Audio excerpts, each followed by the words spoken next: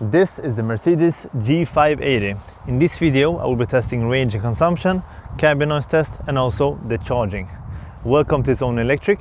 Let's start with the basics.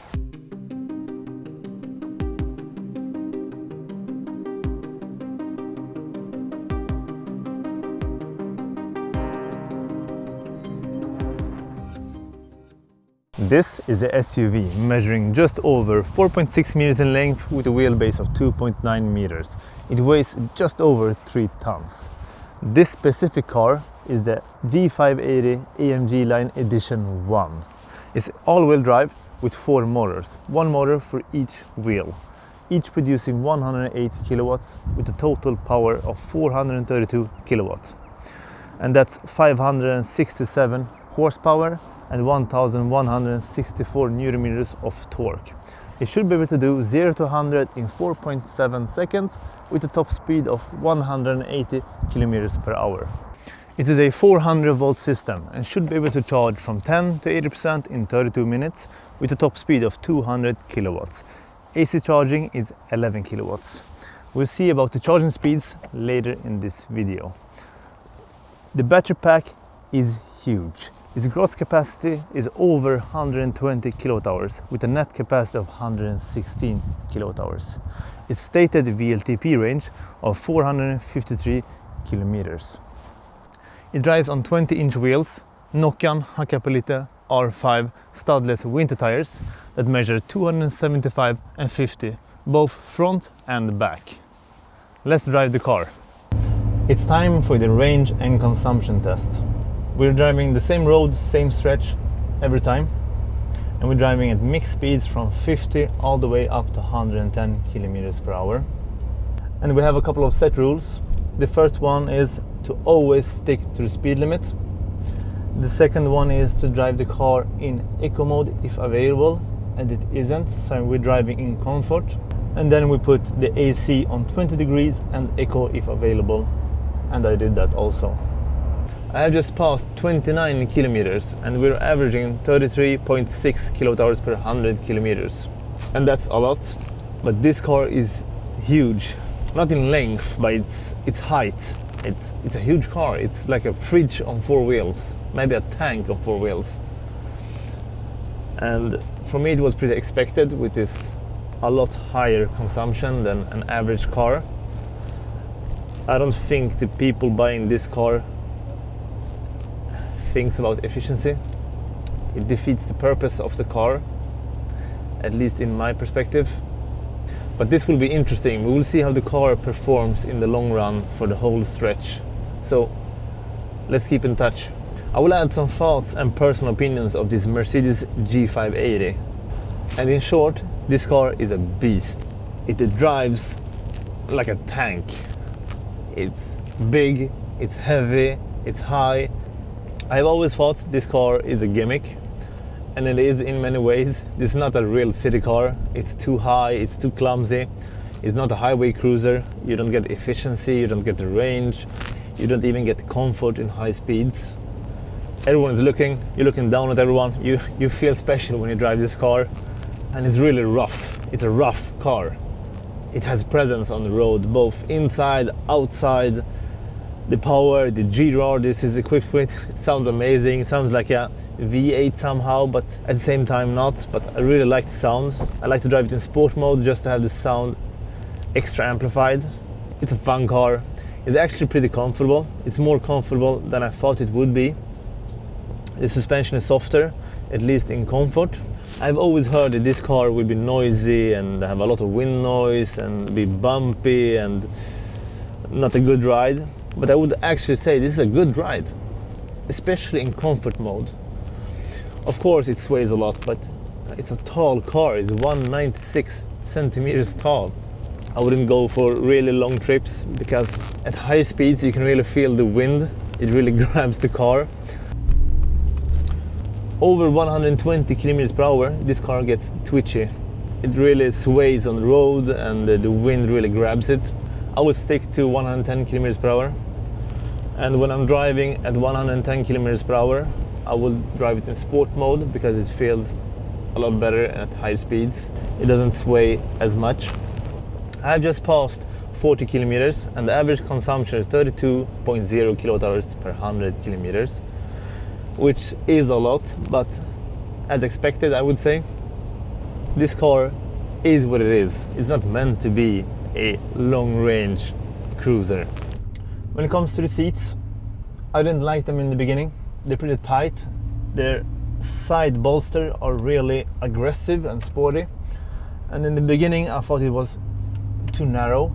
I'm using it in the widest settings. I think I have pretty wide back, but still, it took a while to get used to it, but now I actually love them. They also have active side bolstering, so you can adjust them, but they will also push you to the side when you take corners.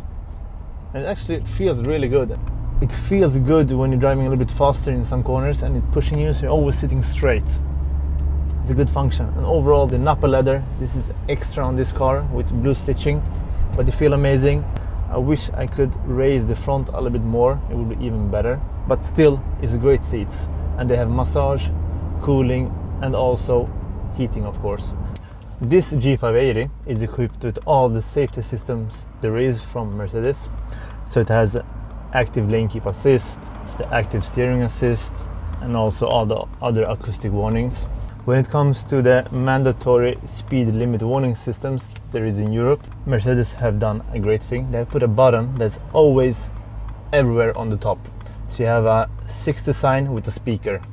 You can just press that and it's available wherever you are, as long as you're not in Android Auto or Apple CarPlay. But if you are, you just go to home button and you press on this sign and it's off. And if you want to turn off the lane keep assist or the active steering assist, you just press the car down here. It's the shortcut button, and here you have active lane keep assist, active steering assist, and all other things like interior protection and tow away protection. Really easy, and you always have the shortcut button here in the center console. Mercedes, you did right. Can everyone just learn from this setup? Just a shortcut button or like on top of the bar. It shouldn't be harder than this. Even though this system is really great, it doesn't complain at me at all. I can sit and hold my steering wheel on the bottom or on the top and this car doesn't complain as long as I'm holding the steering wheel. And to turn off the speed limit warning system, just one button, is really important. Maybe it doesn't feel important, but I was driving at 110 road and the car thought it was 100 road because the weather is really bad right now, so you couldn't read the speed signs. Then it was beeping at me all the time, but just one button and I can turn it off. It should be this easy for all the cars. When it comes to the steering wheel and adaptive cruise control, you have 4 touch bar on the steering wheel. Uppermost left one is the driver's display. The right top one is your infotainment display. The left bottom one is your adaptive cruise control, and the right bottom one is call and music. So you get used to it pretty fast. I don't like the touch buttons, but I'm starting to get used to it.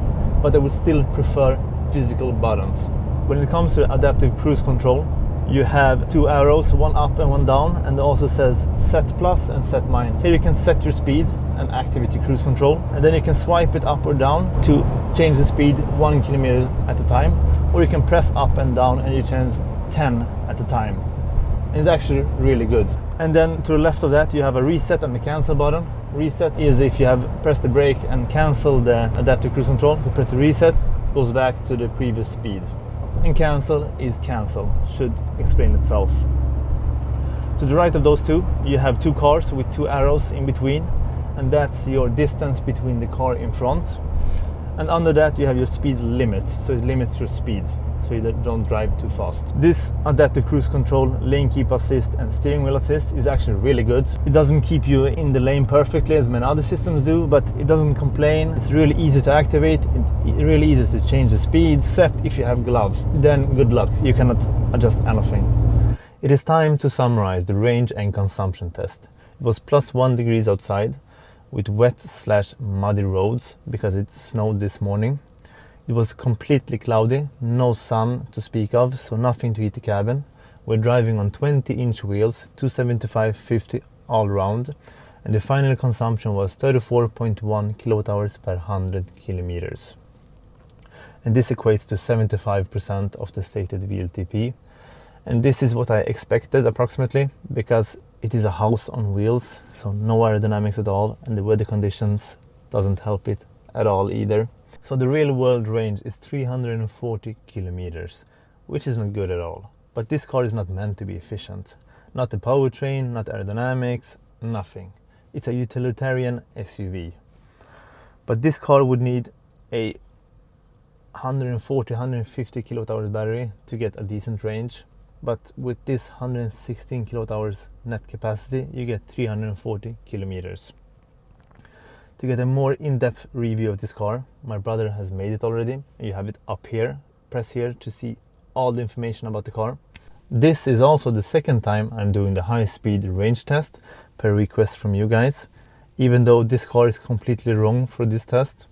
But I was driving 120 kilometers per hour GPS speed or 126 kilometers per hour indicated in the car. I put the AC on 20 degrees eco, put the car in comfort mode, and it was 0 degrees outside. This car consumed 47.4 kilowatt hours per 100 kilometers, which equates to 244 kilometers of real world range. This is not a highway car. You shouldn't drive that fast with this car. Keep your speeds lower and get a little bit more range, but 244 kilometers, it is what it is. To the next part, and this is cabin noise test. We always measure the cabin noise on the same road and same stretch. We put the microphone in head height on the passenger side, and we measure the average noise at 50, 70, 90 and 110 kilometers per hour. And this is too good to be true, but this is the quietest car so far. I think something went wrong. It's the same hardware, same cables, same microphone, everything is the same. But this was the quietest car so far with a great margin. It was 2 decibels more quiet than the Neo ET7 sedan. And this is crazy. This car doesn't have any road noise, but it has a lot of wind noise. I don't know if the radio microphones don't pick up the wind noise or something, but it is quiet. But I'm really skeptical that this is the most quiet car so far. I'm gonna write in the video or in the comments, but this is crazy quiet, especially if you check the decibels. So I need to double check this. And to the last test, and this is charging. And this is where Mercedes really lacks. You need to navigate with the built-in navigation to a charger to preheat the battery. There is no manual preheating. So I navigated to a charger. I drove for 1 hour. I plugged in the car, and this car should be able to charge from 10 to 80% in 32 minutes with a top speed of 200 kilowatts. I plugged it in. I charged from 10 to 80%. It took 34 minutes and 24 seconds with a top speed of 182 kilowatts. I didn't hit the top speed. The car was thermal throttling. The battery was too hot. So the software doesn't seem to be perfect. But the charging curve was really flat. But 34 minutes and 24 seconds is not enough, especially with the range of this car. I understand that the battery is big, but this car needs a 800 volt system and a better preheating system, and then it should be acceptable. Let me summarize this car, my thoughts and feelings for it. I just had this car for 2 days. I wish I had it for a couple more days to learn it even more and get to know it even better. But it is what it is. I love this car, even though it's a real gimmick.